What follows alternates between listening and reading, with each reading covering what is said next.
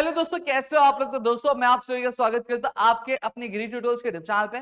दोस्तों आज के इस वीडियो में हम कवर करने वाले हैं डिस्ट्रीब्यूशन मैप्स, जो हमारे ज्योग्राफी का पहला चैप्टर होने वाला है 9th स्टैंडर्ड का। अब इस चैप्टर में अगर मैं बात करूं तो हम देखेंगे थीमेटिक मैप्स के बारे में, देखेंगे क्या है, कैसा है, किस तरीके सारी चीजें देखेंगे। और एक और चीज, नीचे टेलीग्राम चैनल की लिंक दी गई है डिस्क्रिप्शन में, फटाफट के ज्वाइन जरूर करें दोस्तों। अब यहाँ पे डिस्ट्रीब्यूशन मैप्स की हम लोग बात कर रहे थे। अभी डिस्ट्रीब्यूशन मैप्स की जब मैं बात कर रहा हूँ यहाँ पे, तो देखो मैप्स हम ऑलरेडी जानते हैं। मैप क्या होता है? नक्शा होता है जो हमें बेसिकली ये बताता है कि अर्थ किस तरीके से दिखता है। अर्थ के अंदर जो अलग अलग बिल्डिंगे हैं, अलग अलग जो नदियां हैं, ठीक है, कौन सी जगह कहाँ पे लाई करती है, इस चीज के बारे में हमें एक 2D में पूरा आइडिया क्या मिलता है। ठीक है, अब मैप की अगर मैं बात करूं तो मैप 3 टाइप के होते हैं। पहला होता है फिजिकल मैप, दूसरा होता है पॉलिटिकल मैप, और तीसरा होता है थीमेटिक मैप। फिजिकल मैप क्या होता है? फिजिकल मैप एक इस तरह का मैप होता है जो हमें क्या, रिवर्स, माउंटेन्स, ठीक है, प्लेट्यूज, प्लेन्स के बारे में बताता है।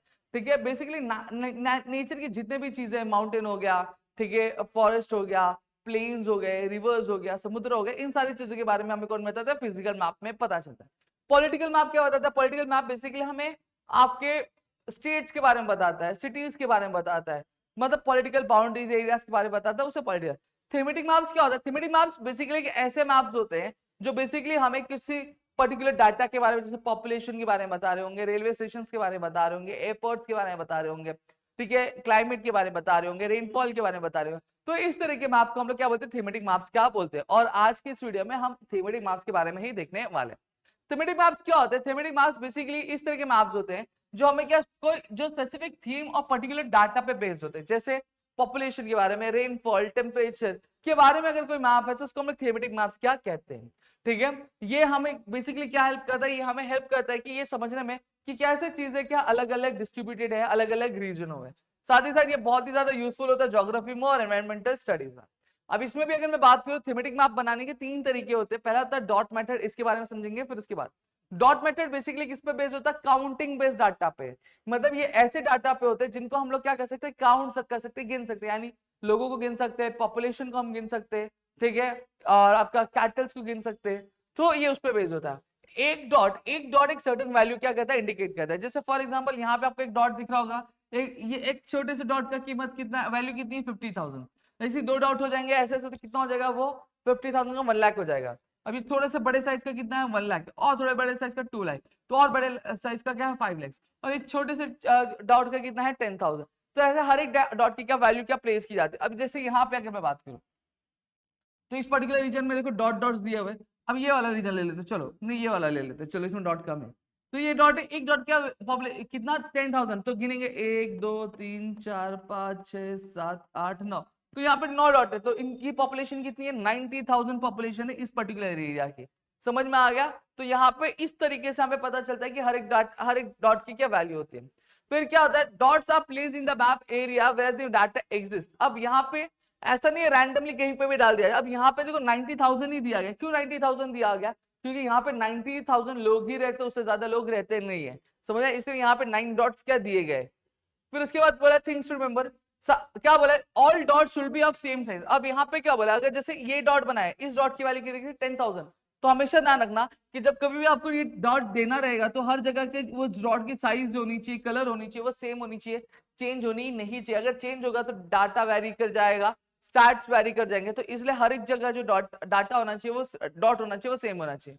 फिर क्या बोला?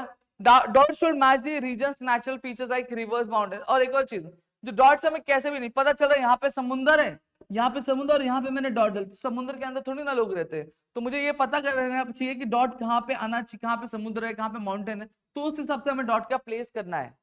फिर क्या हुआ? Rural area shown with the dots, urban area shown with the circles. अब यहाँ पे क्या बोला है? अब ये देखो, ये क्या बोला है? ये डॉट्स बोला गया है। डॉट, ये जो डॉट है ये क्या दिखाएगा हमें?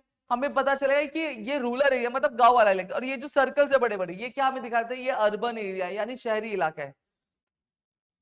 समझ में आ गया?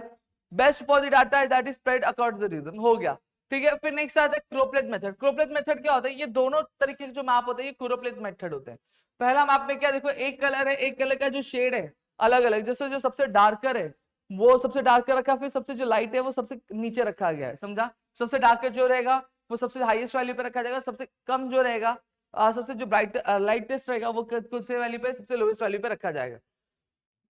क्या बोला गया?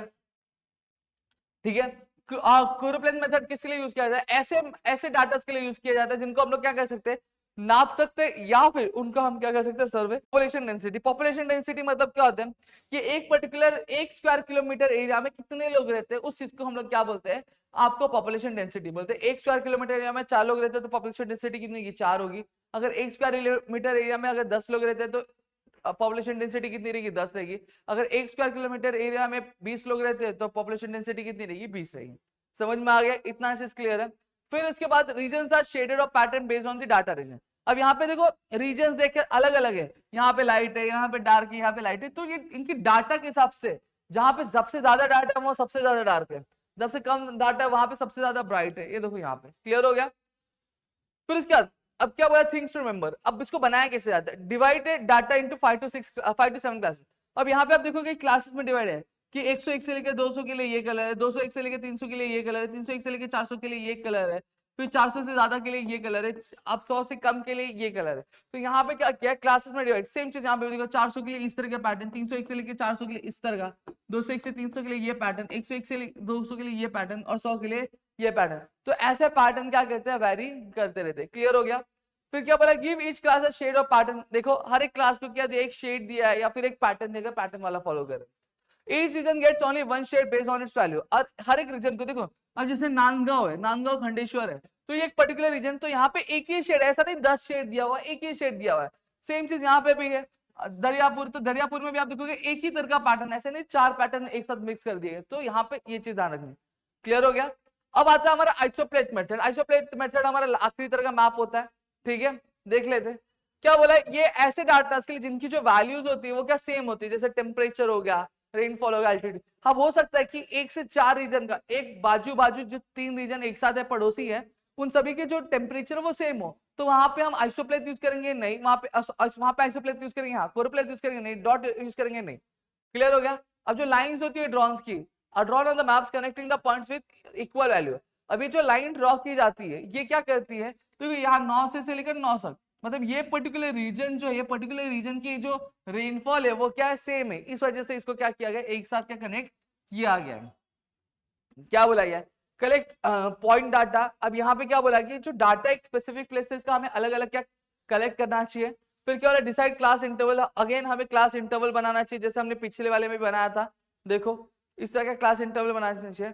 फिर हमें क्या करनी है, ड्रॉ इंटरवल्स, ठीक है, ड्रॉ लाइंस। हमें क्या बनाना, लाइंस बनानी है, जैसे 2 रीजन है, जैसे ये 900 ये 900, ये रीजन का जो टेम्परेचर रेनफॉल है वो सेम है, इसलिए इन दोनों को क्या किया, एक दूसरे से कनेक्ट कर दिया। तो ऐसे करके हमें क्या पूरा आइसोप्लेट मेथड में आप क्या बनाना है। तो यहाँ पे पूरा का पूरा जो चैप्टर मैंने एक्सप्लेन कर दिया, होप सबको चीजें क्लियर हो गई होंगे। Still if you have any doubt please do let me in the comment section. और वीडियो अच्छी लगी तो वीडियो को लाइक करिए, चैनल सब्सक्राइब नहीं किया होगा तो चैनल को सब्सक्राइब करें, अपने दोस्तों से शेयर करें, ताकि ऐसे और कई सारे वीडियोस हम आपके लेकर आ सके आपके अपने गिरी ट्यूटोरियल्स के यूट्यूब चैनल पे। चलो मिलते हैं अगले वीडियो में। जय हिंद दोस्तों।